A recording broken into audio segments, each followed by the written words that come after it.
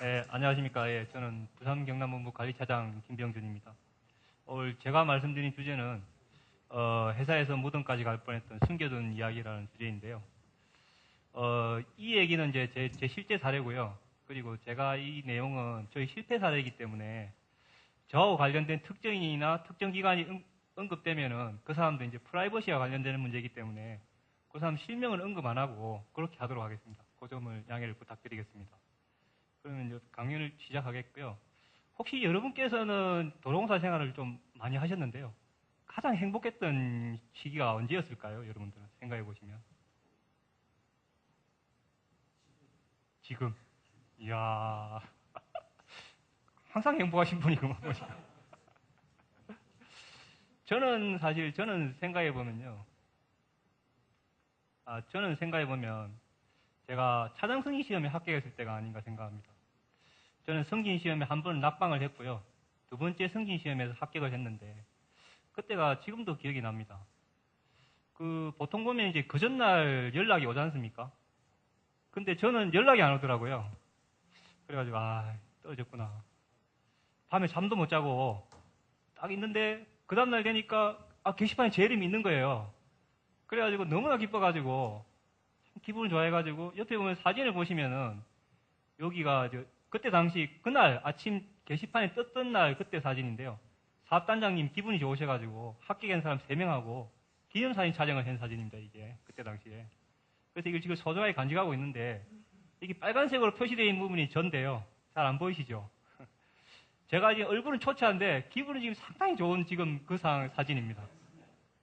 잠을 못 잤기 때문에.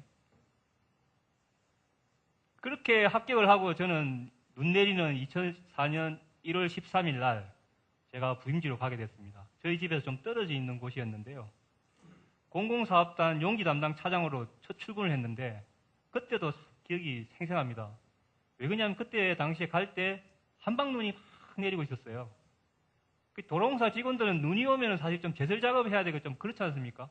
그래서 좀 그랬는데 그때는 저는 뭐 제설 작업 이런 거 생각도 안 나고 첫 출근이니까 차장으로 첫 출근이니까 기분이 너무너무 좋았습니다. 그때 기분이 지금도 생생하고요. 그런데 제가 차장을 달고 근무했을 때를 생각해 보면 저는 차장은 이제 보통 보면 이제 놀아도 되는 자리인 줄 알았습니다. 처음에 가가지고 뭐 직원들 결제 올라오면은 뭐 결제해주고 그 다음에 또 밥 먹고 뭐 인터넷 좀 하다가 뭐 퇴근 시간 되면 퇴근하고 뭐 그러면 되는 줄 알았습니다. 그 사진을 보시면은 제가 이게 뭐 분묘 대장을 가지고 뭐 딱 이렇게 하고 있는 거 보이는데 보십시오. 이게 연필도 없고 딱 이렇게 뭐 결제 서류 같은 거 아무것도 없지 않습니까? 이거 연출한 사진 같이 좀 안 보이십니까? 제가 볼 때는 이건 사진만 이렇지 제가 좀 많이 놀았던 것 같아요. 그리고 솔직하게 말씀드리면 제가 우리 동네도 아닌데 내가 1, 2년 있다면 갈 건데 나무 동네 가가지고 말이지 내가 미주알 고주알 얘기하고 뭐 직원들한테 이거 해라 저거 해라 뭐 괜히 싫은 소리만 듣고 뭐 그러니 뭐 그냥 뭐 대충 있다가 그냥 뭐 한 2년 있다가 가면 되지 뭐 그런 생각을 참 많이 했던 것 같아요. 그래서 이때 제가 많이 했던 게 그때 2층에 탁구장이 있었는데 탁구를 많이 쳤고요. 그리고 영어 회화 공부 조금 했던 것 같고요. 한 번씩 생각나면 뭐 저녁에 고스톱도 좀 치고 뭐 그랬던 것 같습니다. 그런데 이제 제가 인생에서 제가 회사 생활하면서 좀 문제가 되는 일을 제가 경험했습니다. 부임한 지 한 6개월 정도 됐는데요. 현장에서 이제 차를 타고 오는데 사무실에 전화가 온 거예요. 전화를 탁 받으니까 하는 얘기가 공공지방 기동수사대에서 연락이 왔는데 그 수사대 사무실로 오라는 거예요. 분묘 대장을 가지고. 순간적으로 막 가슴이 철컥 내려앉는 거예요. 근데 뭐 안 오라면 갈 수가 있습니까? 가보니까 이 분위기가 장난이 아닌 거예요. 가보니까 없는 분묘를 시공사 직원하고 시공사에 있는 용기 담당 그 보조하고 둘이서 짜고 없는 분묘를 있는 것처럼 분묘를 만들어 놓고 또 이장하는 것도 사진을 이상하게 찍어 놓고 그리고 보상 관련 서류를 첨부시켜가지고 보상을 받은 거예요. 알고 보니까 이렇게 분묘 대장하고 비교를 해보니까 한 11기에 한 2,600만 원 정도 되더라고요. 그래서 저는 순간적으로 엄청나게 이제 당황을 하게 되는 겁니다. 거기다가 기동수사대 가보니 기동수사대 제가 한번 가봤겠습니까? 처음 가봤죠. 분위기가 이제 장난이 아니더만요. 그 시공사 직원들 데리고 가 취조하고 있는데요. 건너편을 쫙 보니까 철창도 보이고요. 그 시공사 직원들한테 국밥 시켜주고, 또 국밥 배달 오는 사람한테 영수증 달라 그러고, 또 뭐 지나가는 사람들이 뭐 머리 툭툭 치면서, 야, 임마, 너 임마, 그렇게 해놓고 지금 밥 먹을 뭐, 여건이 돼? 뭐 이렇게 막 취조를 하는데, 진짜 거짓말하고 영화 그 보시면 살인의 추억 있지 않습니까? 살인의 추억 보면 치료실 있지 않습니까? 그거하고 똑같더라고요. 그리고 말씀드리면 몇 년 있다가 제가 보면은 여러분들 기억나실지 모르겠습니다. 그 리얼 다큐로 사건 25시라고 하는 거 있지 않습니까? 진짜 이제 형사들이 나와가지고 범인을 잡아가는 과정을 TV에서 이렇게 딱 촬영을 해가지고 나중에 이제 그 녹화본을 보여주는 거 있지 않습니까? 그거를 제가 몇 년 지나가 TV에 앉아가지고 보고 있는데 형사가 한 명 나오는데 어디서 많이 본 사람이에요. 그래서 내가 저 사람을 내가 어디서 봤지? 가만히 보니까 그때 당시에 조사했던 형사가 거기서 사진 찍었더라고요. 찍고 있더라고요. 그래서 내가 보고 야, 진짜 반갑기도 하고 진짜 옛날 생각나기도 하고 참 만감이 고차하던 그런 생각이 그렇더라고요. 그렇게 해가지고 분명 사기 사건이 나오니까 바로 뭐 이제 언론하고 라디오에도 나오고 막 나오기 시작하더만요. 중앙까지는 안 나왔는데 지방의 언론은 다 나오더라고요.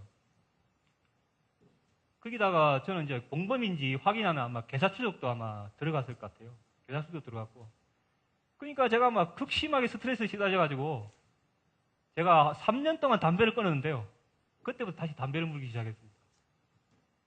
그런데 이제 조사를 하니까 저하고 시공사 직원하고는 금전 관계는 없었다. 이렇게 판명은 됐는데요. 그 기동사에서 형법상 이게 직무유기죄를 적용할 수 있을지 없을지 그거를 검토하기 시작하더라고요. 제가 앉아 있는데. 그 이제 말씀드리면 직무유기죄를 말씀드리면요. 이게 이제 제가 한번 읽어드려 볼게요. 직무를 유기한다는 것은 정당한 이유 없이 의식적으로 직무를 포기하거나 직무 또는 직장을 이탈하는 것을 말한다. 태만 북망 등으로 인해 직무를 성실히 수행하지 않은 경우나 형식적으로 또 소홀하게 직무를 수행하였기 때문에 성실한 직무 수행을 못한 것에 불과한 경우에는 직무유기죄가 성립하지 않는다. 벌칙으로는 1년 이하의 징역이나 금고 또는 3년 이하의 자격정지에 처한다고 이렇게 돼 있어요. 그러니까 제가 직무유기죄를 당하면은 저는 회사 그만둬야 되는 거예요. 제 입장에서 정말 큰 거였습니다. 아니 내가 회사라는 온실 속에서 내가 10년 이상 그것도 차장 달아가지고 어떻게 한번 제대로 한번 해보려고 조직생활을 해봤는데 이게 내가 회사가 잘리면 내가 어떻게 해야 되나. 그때 뭐 가족 생각도 나기도 하고 내가 회사 잘리면 내가 뭐 회사 경비를 했어야 되나 뭐 개인 택시를 한번 몰아봐야 되나 안 그러면은 뭐 들어오기 전에 근무했던 뭐 회계사 공부를 다시 해야 되나 뭐 별 생각이 다 드는 거예요. 한참 그러고 막 고민하고 있는데 며칠 있다가 저한테 전화가 왔더라고요. 형사가 전화가 와가지고 당신이 운 좋은 줄 알아라고 직무유기죄는 적용 안 하기로 했으니까 앞으로 근무는 잘해라고 그러더라고요. 그래서 저는 그래서 뛸 듯이 기뻤습니다. 정말. 그래서 저는 그런 조건을 생각해보고 그래서 제가 무엇이 문제인지 제가 한번 제 스스로 한번 분석을 해봤습니다. 저희 사업단은 2개 노선을 운영하고 있었는데요. 노선이 2개다 보니까 사업단하고 분소가 2개가 운영이 됐습니다. 저희 현장은 분소였는데요. 근데 이제 분소가 너무 오지에 있다 보니까 직원들은 다 사업단에 근무하고 있었고 용기 담당은요. 현장은 40km 정도 떨어져 있었는데 뭐 일주일에 가봐야 한 2-3번 정도 현장 갔다 왔다 이렇게 한 거예요. 그러니까 아무래도 현장 관리나 민원인 관리가 소홀하게 됐던 거죠. 그런 문제가 있었고요. 그리고 시공사 직원을 너무 믿었던 것 같아요. 나중에 알고 보니까 시공사 그 용기 담당 보조가 정가가 있더라고요. 여자분들이 와가지고 말씀드리죠. 그런데 정가도 보통 정가가 아니고 특수관관 정가가 있더라고요. 특수자가 들어가면 뭐냐고 내가 궁금해 물어보니까 이 칼을 든다든지 뭐 무기를 들고 이러면 그게 특수자가 들어간다고 그러더만요. 그래서 내가 그런 사람을 믿고 내가 맡겠다는 게 제 자신이 너무 한심스러웠고요. 무엇보다 문제는 저한테 있었던 것 같아요.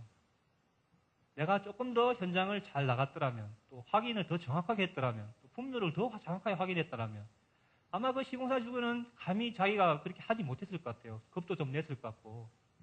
그렇지만 저는 제가 그렇게 안 했다는 거에 대해서 참 제가 자괴감을 많이 느꼈습니다.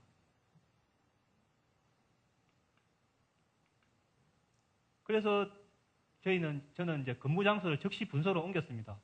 그래서 분소에 있는 숙소에서 생활을 하기 시작했고요. 그다음 매일같이 이제 현장 확인을 하고 민원인 접촉하고 그렇게 계속 했습니다. 그리고 업무 진행 사항을 꼼꼼히 챙겼고요. 특히 이제 외부 민원인과 관련 돈과 관련된 문제다 그러면 진짜 철저하게 챙겼습니다.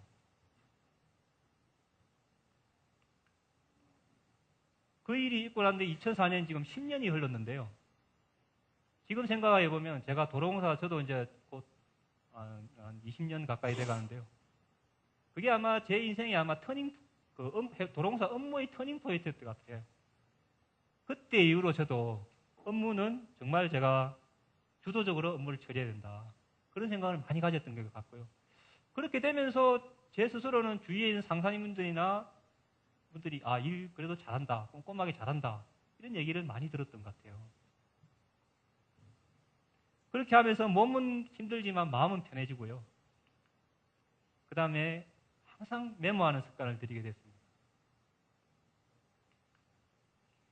제가 볼 때는요, 일을 하면서 제 경험에 의하면 뭐 믿고 맡기는 것보다는 어떻게 보면 같이 하면서 서로 크로스 체크해 보는 게 서로를 위해서나 조직을 위해서나 그게 훨씬 나은 것 같아요. 그리고 어떻게 보면 업무 무장도 되고요.